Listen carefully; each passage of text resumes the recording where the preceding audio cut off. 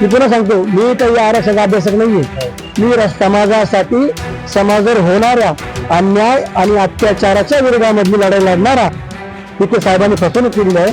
तिथे साहेबांच्या विरोधामध्ये येणाऱ्या काळात छत्रपती संभाजीनगर मराठा क्रांती मोर्चा आंदोलन करणार आहे. आता चित्र पाहायला गेलं ना, फार विचित्र चित्र आहे. हा चित्र विचित्र झालेलं आहे. महाराष्ट्र 2 सप्टेंबर 2025 ला मुंबई येथे मराठा समाजाचं एक भव्य असं आंदोलन झालं, ज्याचं नेतृत्व मनोज जरांगे यांनी केलं. आणि जेव्हा 2 सप्टेंबरला मनोज जरांगे यांनी गुलाल उधळला आणि सर्व मराठा समाजाला सांगितलं की आपण विजयी झालो आहोत आणि आपला विजय झाला आहे. मात्र आता ते आंदोलन होऊन 6 महिने उलटून गेले. त्या आंदोलनातून हैदराबाद गॅजेटनुसार मराठा समाजाच्या पदरात काय पडलं, नेमके ते आंदोलन सक्सेसफुल होतं का, हे सर्व आपण आता जाणून घेणार आहोत. एकीकडे मनोज जरांगे यांचे सहकारी राहिलेले आणि आता त्यांच्या विरोधात भूमिका घेत असलेले सुनील कोटकर आपल्या सोबत आहेत. काय वाटतं तुमच्या पत्रात काय पडले मराठा समाजाच्या? सर्वप्रथम सर्व समाजांना जय जिजाऊ जय शिवराय. मी एक स्पष्टपणे सांगू इच्छितो की माझा विरोध जरांगे पाटलांना नाही. समाजाला काय मिळतंय, काय मिळालं किंवा काय मिळालं नाही हे जरांगे पाटलांनी समाजाला सांगावं, ही आमची भूमिका आहे. विरोध करायचा प्रश्न येतो कुठं? समाजाची फसवणूक होऊ नये हा आमचा उद्देश आहे.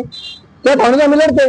जरांगे पाटला खूप वेळा सांगितलं आम्ही, पाटील त्या जीआर मध्ये काही अभ्यासक लोकांनी पण सांगितलं, तर पाटील कोण ऐकत नाही ना. हे दुखणं आमचं. पाटलाने ऐकलं पाहिजे ना, ते कोण ऐकत नाही. समाज नुकसान होऊ नये म्हणून आम्ही तिथून थोडे वेगळे झालो. पण आमची भूमिका आज तीच आहे, समाजाला काहीतरी मिळावं ही आमची भूमिका आहे. आतापर्यंत काय पदरात पडले? कारण की तेव्हा तो गुलाल उधळला होता सगळ्या समाजाने. जरांगे पाटील म्हणजे घ्या अंगावर गुलाल म्हणून घेतला आणि अंगावर गुलाल काय भेटलं समाजाला? पाटलांनी सांगा कुठे ईडब्ल्यूएस.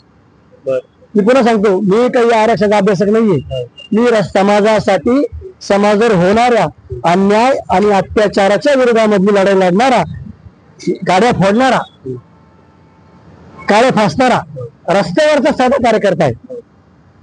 राहिला संघर्ष योद्ध्याचा तर जरांगे पाटला सोबत, जरांगे पाटलाच्या खांद्याला खांदा लावून जेवढे समाज बांधव आतापर्यंत पाटलासोबत लढले ते सर्व संघर्ष योद्धा आहे.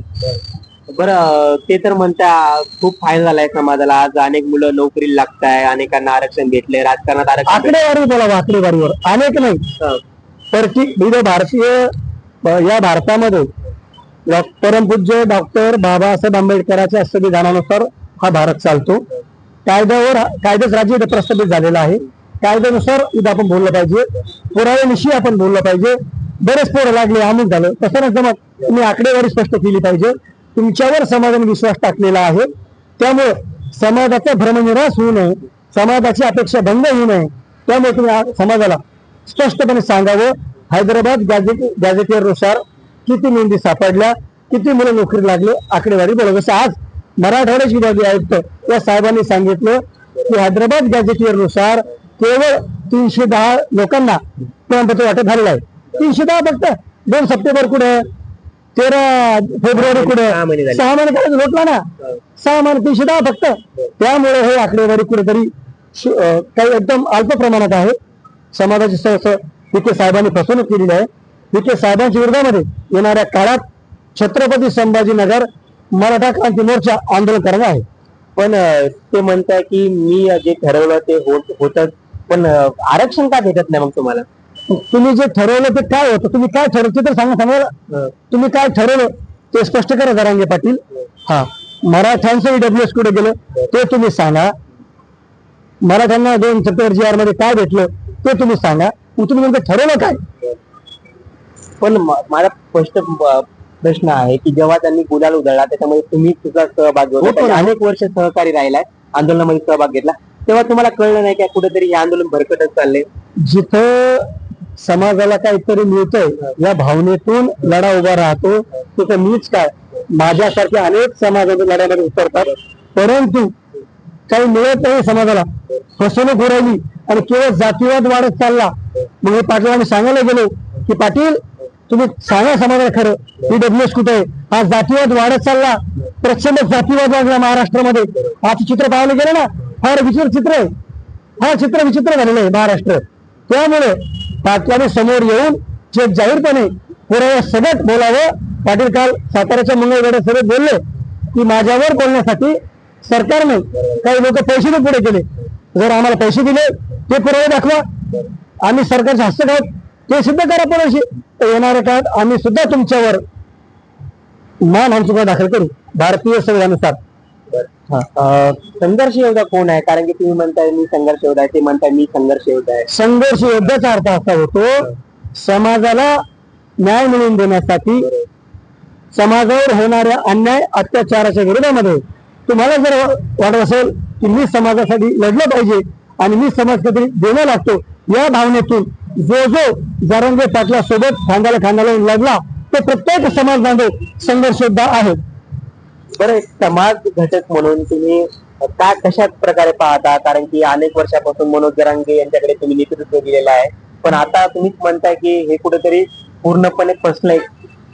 मनोज जरांगे पाटलांचं नेतृत्व समाजाने जरी मान्य केलं असेल किंवा ज्या ज्या संघटना समाजाचं काम करतात, संभाजी ब्रिगेड, छावा, मराठा सेवा संघ, मराठा महासंघ, जुन्नर छावा असेल, या सर्वांनी मराठा समाजाचं एक आंदोलन करणारा कार्यकर्ता आहे, सातत्याने आंदोलन करतोय आणि त्या आंदोलनाला त्या ठिकाणी लाठीचार्ज झाला 1 सप्टेंबरला. तर त्या अनुषंगाने समाज त्यांच्याकडे भावनिशील झाला आणि त्या ठिकाणी समाजाने एक केंद्रबिंदू, महाराष्ट्रातले एक केंद्रबिंदू म्हणून मनोज जरांगे पाटलांचं नेतृत्व स्वीकारलं. परंतु वाशीच्या वेशीवरून आम्ही जो सगळे शहराचा अध्यादेश घेऊन आलो, तो अध्यादेश 26 जानेवारी निघाला अध्यादेश 20 फेब्रुवारीला नेस्तनाबूत होतो आणि नवीन मराठा आरक्षणाचं विधेयक येतं. जे आरक्षण आम्ही मागितलं होतं ते एकनाथ शिंदेने आम्हाला दिलं. आज ते आरक्षण गेले आल्यामुळे ईडब्ल्यूएसचं 10% आरक्षण, ज्याला कुठल्याही प्रकारच्या कोर्टाच्या बाधा नव्हत्या, कुठल्याही चॅलेंज झालं नव्हतं, ते आरक्षण आमचं हक्काचं गेलं.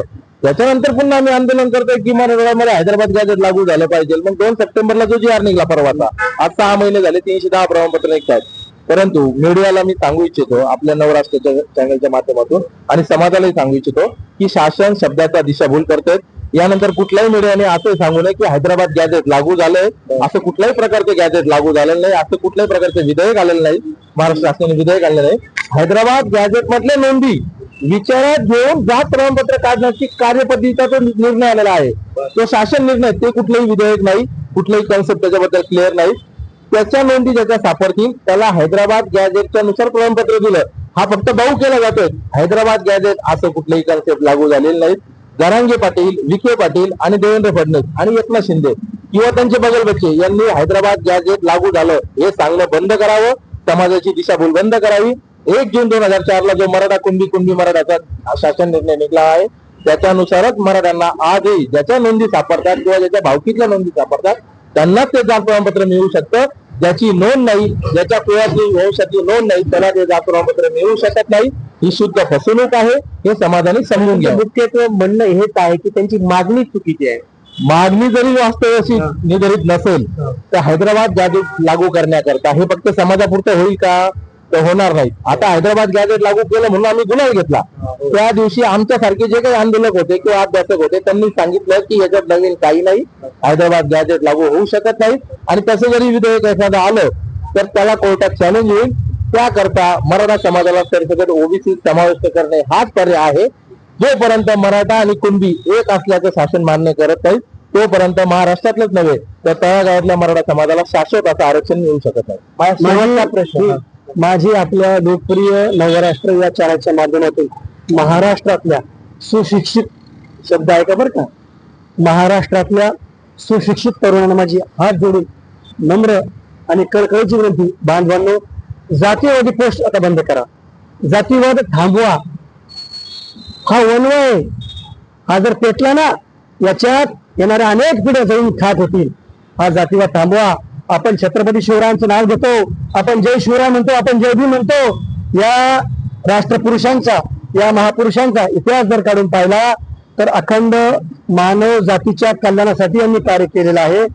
त्यामुळं जातीवाद करून द्वेष पसरवून कोणाचे भलं झाले नाही. आपल्या अनेक पिढ्या बर्बाद होतील.